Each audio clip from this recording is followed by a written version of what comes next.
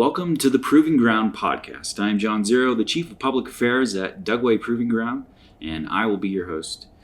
Dugway was established more than 80 years ago. It occupies about 800,000 acres in the West Desert of Utah. It is the U.S. Army's premier science facility in Utah for testing and evaluation. Dugway tests nearly all chem-bio protective equipment used by the Department of Defense.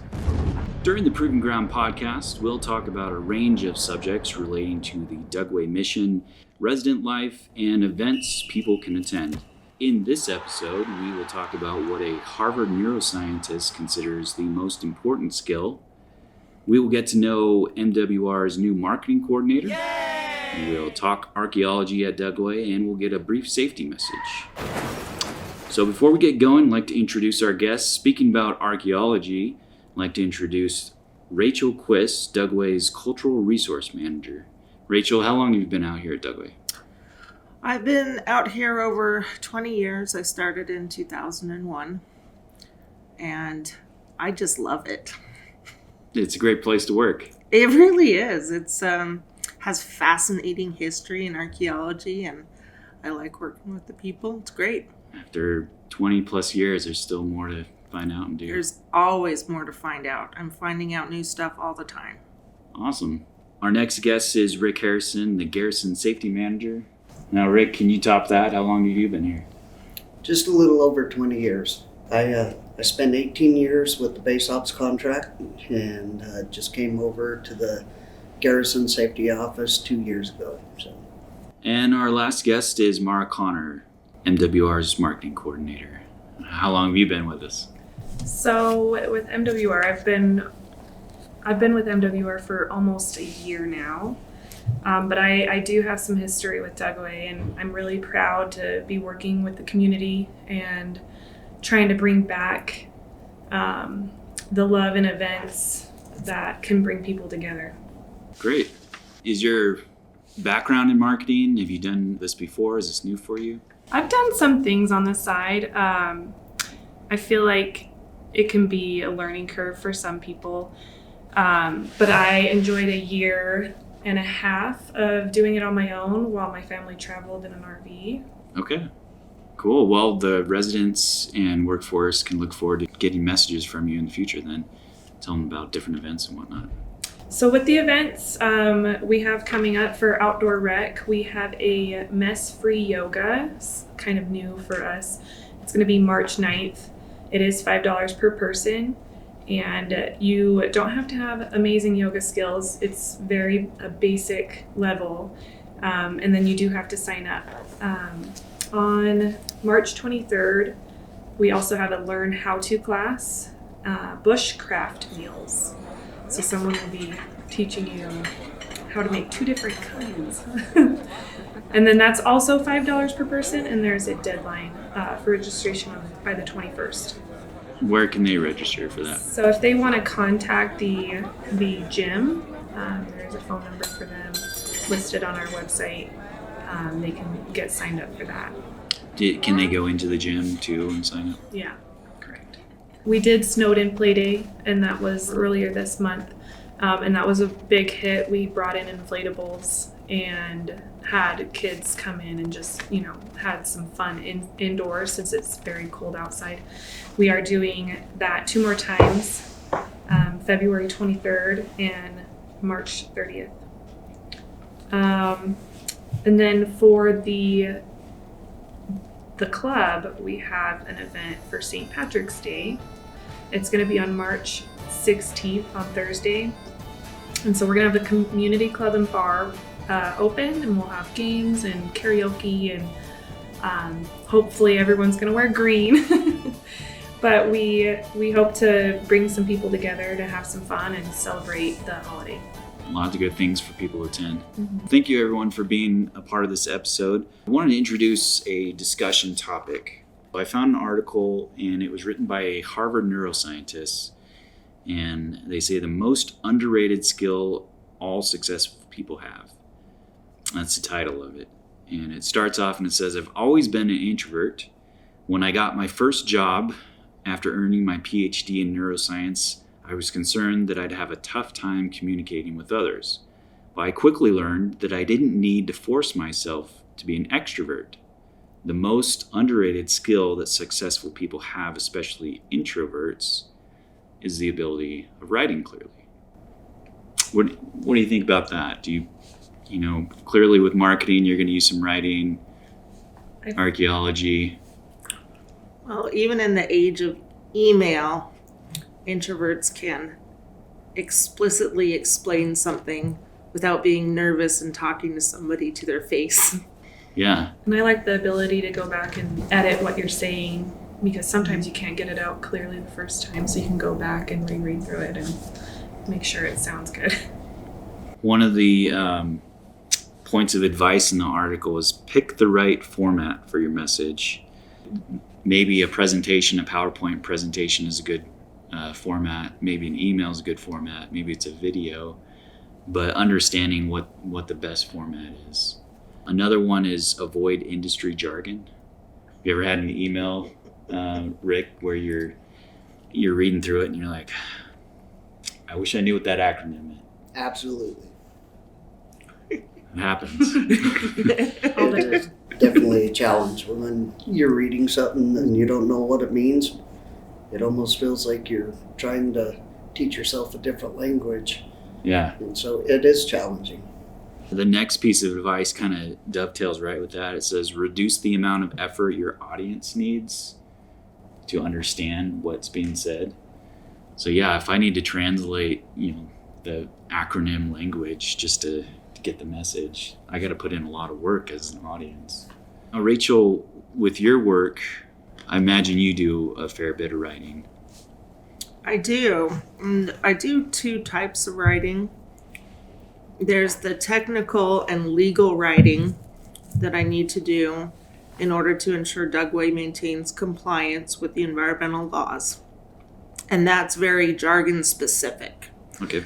But when I talk to people on the test center, for example, if I'm talking to a test officer, I don't use any of that jargon. And I just outline what the process is and what some of their choices are.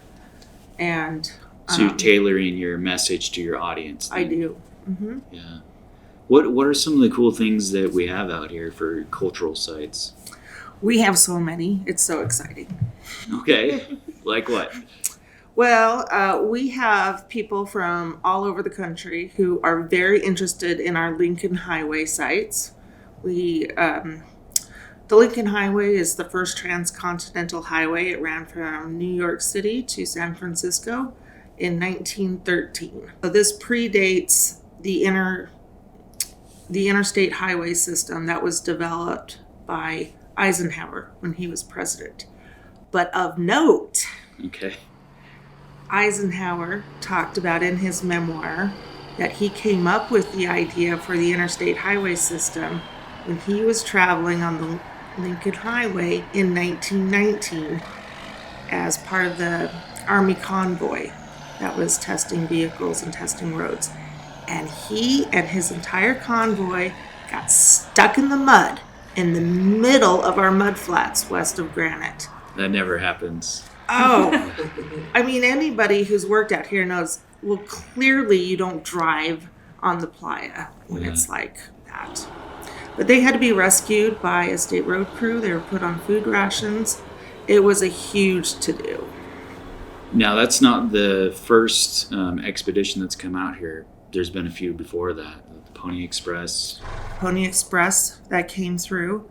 And the Lincoln Highway built on a lot of those expeditions, but they wanted to make a cutoff route across the playa. There's been a lot of military activity in this area for decades. Why is it important to have an archaeologist out here? So I often get asked, why does the Army have an archaeologist? That seems super weird.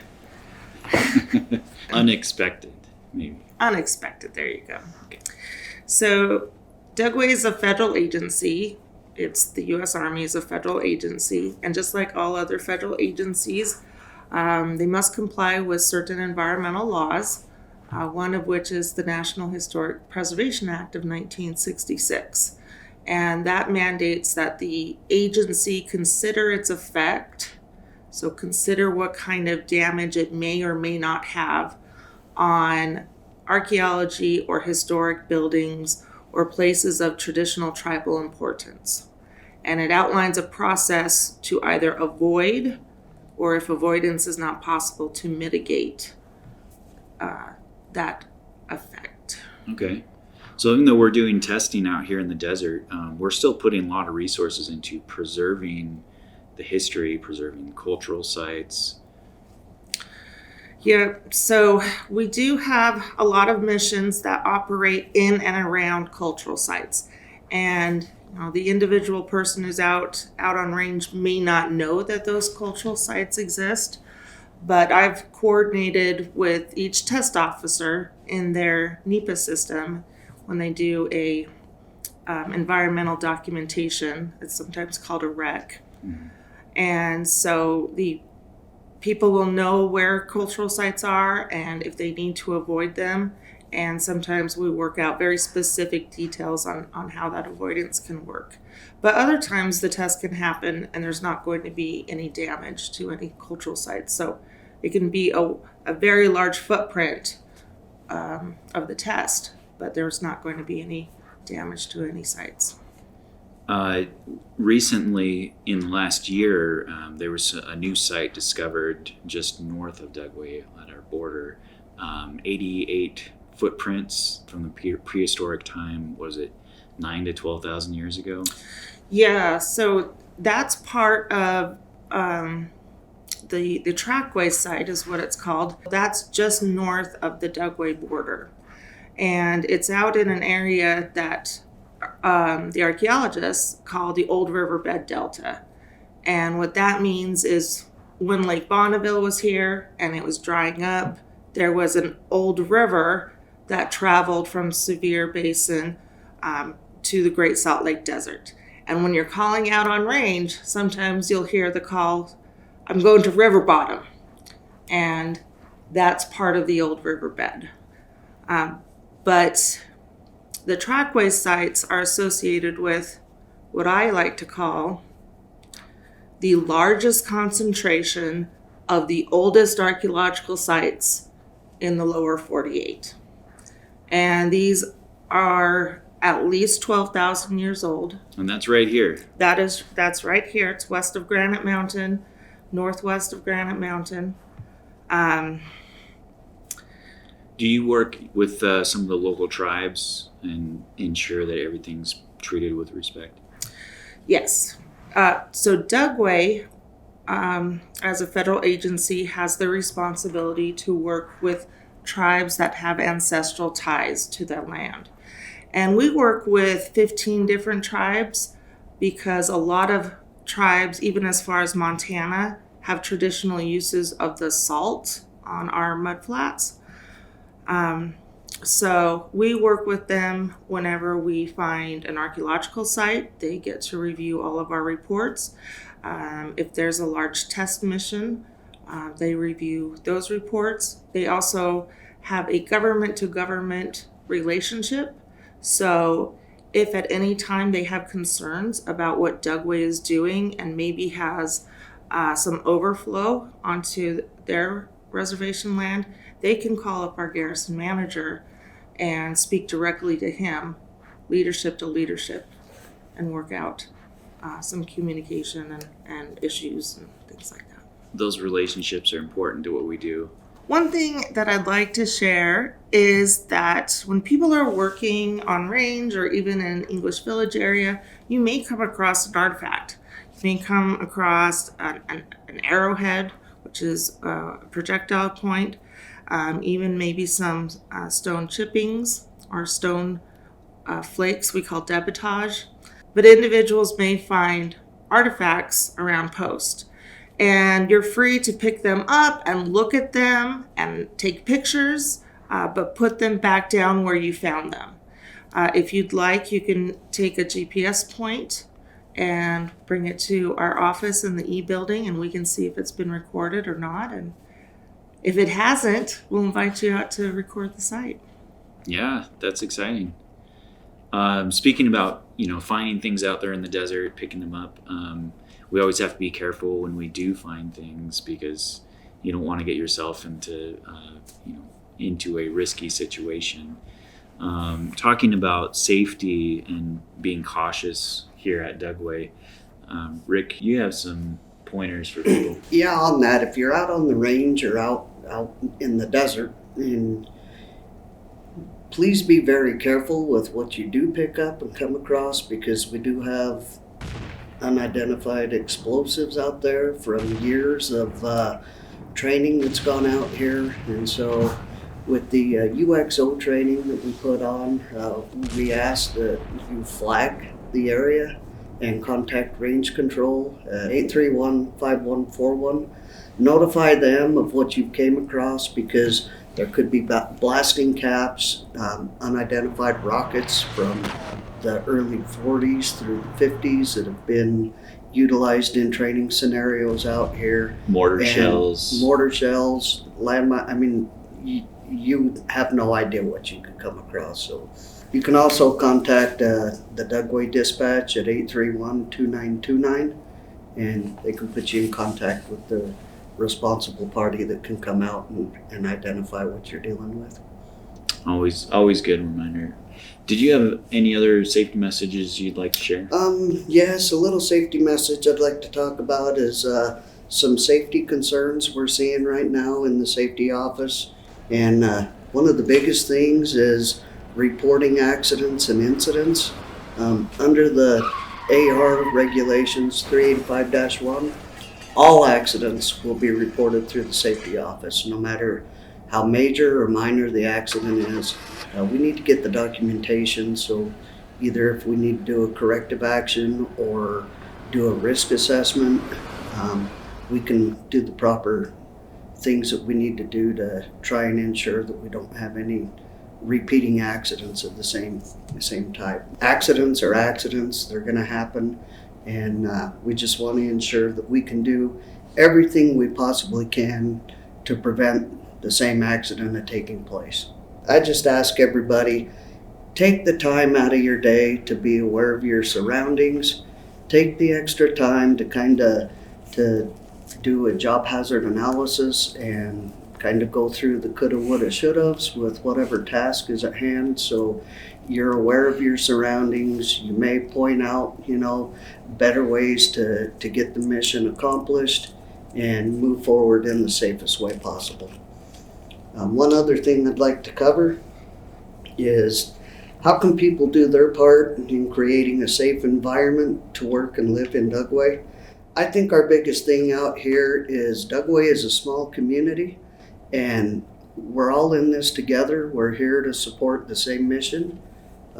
Working here, great workforce, great friends here in Dugway, and I don't think you'll find that in many other places of employment.